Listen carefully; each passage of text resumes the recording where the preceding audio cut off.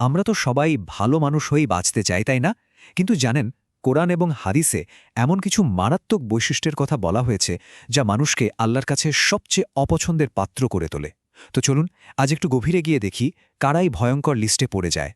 একবার শুধু কল্পনা করুন তো, বিচার দিবসে স্বয়ং সৃষ্টিকর্তা আপনার সাথে কথাই বলবেন না, আপনার দিকে ফিরেও তাকাবেন না। এর চেয়ে বড় অপমান, এর চেয়ে বড় বঞ্চনা আর কি হতে পারে বলুন তো? কিন্তু প্রশ্নটা হলো, কারা এরা? কারা এই দুর্ভাগা মানুষ? কি এমন ভয়ঙ্কর কাজ তারা করে যে তাদের জন্য এত কঠিন এক শাস্তি অপেক্ষা করছে? চলুন এই উত্তরগুলোই আজ খোঁজার চেষ্টা করি। আমাদের এই তালিকার একদম শুরুতেই আছে এমন এক শত্রু যে আসলে বন্ধুর মুখোশ পরে থাকে। এদেরকে চেনা যে কি ভীষণ কঠিন। আর ঠিক এ কারণেই এরা সবচেয়ে বেশি বিপজ্জনক। ইসলামে এদেরকে একটা নামে ডাকা হয় মুনাফিক, মানে কপট ব্যক্তি। দেখুন, কপটতা বা মুনাফিকিও কিন্তু কোনো সাধারণ বাহ্যিক পাপ না। এটা হলো অন্তরের একটা ভয়ঙ্কর অসুখ। মানে বাইরে থেকে দেখে এদেরকে আলাদা করার কোনো উপায় নেই। হতে পারে সে আমাদের পাশেই নামাজে দাঁড়াচ্ছে, কিন্তু তার ভেতরে তার মনে চলছে ইসলাম আর সত্যের বিরুদ্ধে এক গোপন লড়াই। এই যে দ্বিচারিতা, এই যে লুকানোর শত্রুতা, এটাই এদেরকে এতটা ভয়াবহ করে তুলেছে। এই স্লাইডটা দেখুন, কি সাংঘাতিক একটা বৈপরীত্য।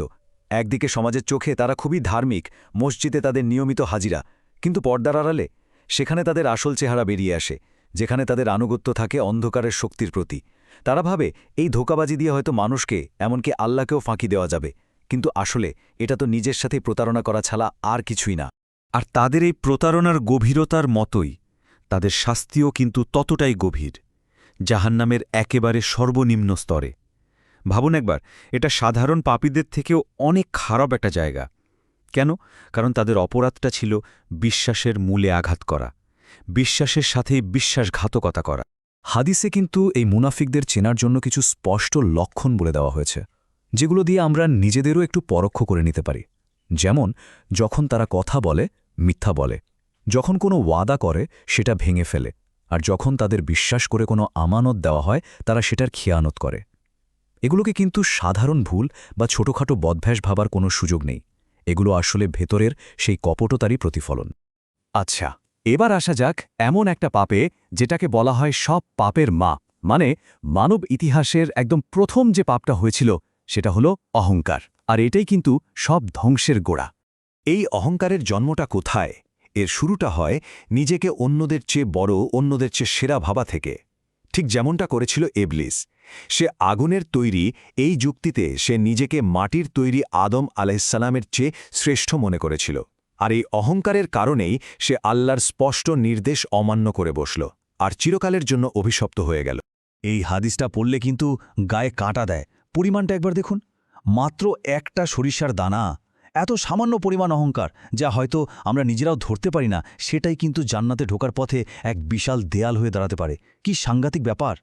আমাদের তালিকার ৩ নম্বরে এবং শেষ যে বিষয়টা, সেটা হলো জুলুম বা অবিচার। এটা এমন এক পাপ যা শুধু স্রষ্টা আর সৃষ্টির সম্পর্ক নষ্ট করে তাই না, বরং মানুষের সাথে মানুষের সম্পর্ককেও একেবারে ভেঙে গুড়িয়ে দেয়। জুলুমের কিন্তু অনেক রূপ। যেমন ধরুন, কারোর সম্পদ জোর করে নিয়ে নেওয়া, কাউকে মিথ্যা অপবাদ দেওয়া, কাউকে শারীরিকভাবে কষ্ট দেওয়া, এমনকি অন্যায়ভাবে কারোর জীবন কেড়ে নেওয়া, এ সবই জুলুম। আর যেহেতু এটা সরাসরি আরেকজন মানুষের অধিকার নষ্ট করে, তাই সৃষ্টিকর্তার কাছে এটা সবচেয়ে গুরুত্বপূর্ণ অপরাধগুলোর মধ্যে একটা। বিচার দিবসের সেই কঠিন সময়েও একটা জিনিস একদম পরিষ্কার, আর তা হল সর্বপ্রথম যে হিসাবটা নেওয়া হবে সেটা কিন্তু মানুষের অধিকার নিয়ে। আর সব অধিকারের মধ্যে জীবনের অধিকার তো সবচেয়ে বড়, তাই না? এ কারণেই অন্যায় রক্তপাতের বিচার হবে সবার আগে। জুলুমের এর চেয়ে নিকৃষ্ট রূপ আর হয় না। তো আমরা ৩টি ভয়ঙ্কর শ্রেণীর মানুষের কথা জানলাম: মুনাফিক, অহংকারী আর জালিম। কিন্তু আলোচনা এখানেই শেষ না, বরং সবচেয়ে কঠিন পর্বটা এখন শুরু। এখন সময় এসেছে অন্যের দিকে আঙুল তোলা বন্ধ করে একটু আয়নার সামনে দাঁড়ানোর, নিজেকে প্রশ্ন করা। একবার সেই দিনের কথা ভাবুন, যেদিন কোনো উকিল থাকবে না, কোনো মিথ্যে বলার সুযোগ থাকবে না। সেদিন আমাদের নিজেদের হাত, পা, চোখ, আমাদের শরীরের প্রত্যেকটা অঙ্গ আমাদের বিরুদ্ধে সাক্ষী দেবে। আমাদের বিবেকই হবে আমাদের বিরুদ্ধে সবচেয়ে বড় প্রমাণ। পালানোর কোনো পথই সেদিন খোলা থাকবে না। এত সব আলোচনার পর এখন একটাই প্রশ্ন বাকি থাকে, আর এই প্রশ্নটা আমাদের সবার নিজেকে করার প্রশ্ন। কপটতা, অহংকার কিংবা অবিচার, এই ভয়ঙ্কর বৈশিষ্ট্যগুলোর কোনো একটাও কি আমার মধ্যে লুকিয়ে আছে? এই কঠিন প্রশ্নের সৎ উত্তর খোঁজার মধ্যেই হয়তো আমাদের সবার মুক্তির পথটা লুকিয়ে আছে।